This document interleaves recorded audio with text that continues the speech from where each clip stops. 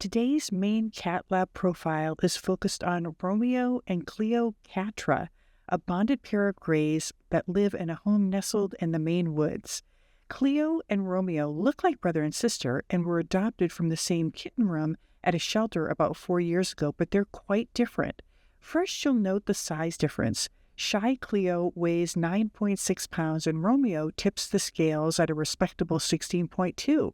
They also scored slightly differently on our IQ and personality assessments.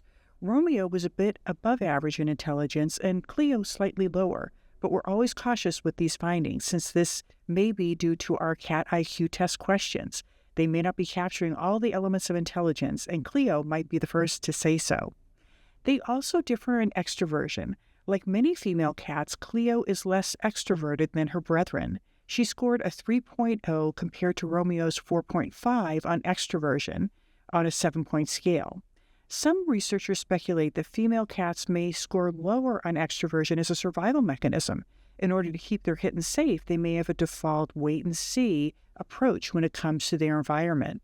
Evolutionarily, it would make sense that female cats would be wary, take fewer risks, which would result in greater likelihood that their offspring would survive. Despite being spayed or neutered, these inclinations may be so hardwired that it may become a fixed aspect of a female cat's nature. Cleo outranks Romeo on neuroticism, a 4.5 versus his 2.5. She's more like a typical gray in that regard, and Romeo is quite chill for a gray cat. Finally, these are two agreeable cats, especially Romeo. He scored a 6.0 out of 7 on agreeableness, as compared to a 5.2 for the average cat, including grays, and Cleocatra's stately and reserved 4.5. Cleo and Romeo's family adopted the pair during the COVID epidemic, and they are clearly loved for their singularity as well as their being a unique duo. There are many advantages to adopting pairs, as our family did with Mary and Pippin around the same time. It turns out that Cleo and Romeo live on the other side of the forest in our remote part of Maine. Before we adopted our COVID cats, we met up with some friends who had worked in animal rescue as owners as well as professionals for over 30 years. When we suggested we might be ready to adopt a cat, they told us to definitely adopt a pair.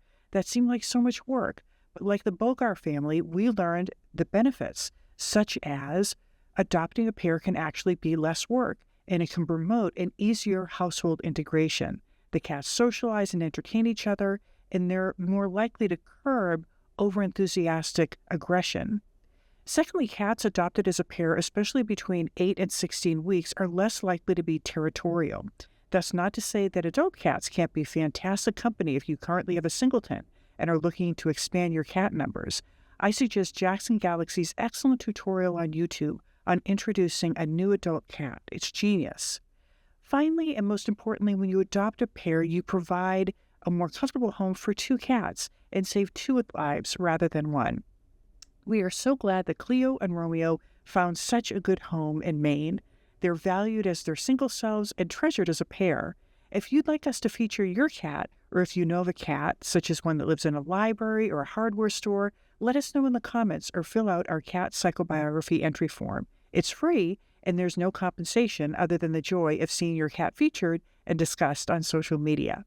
So until next time, stay kind, and we'll see you soon.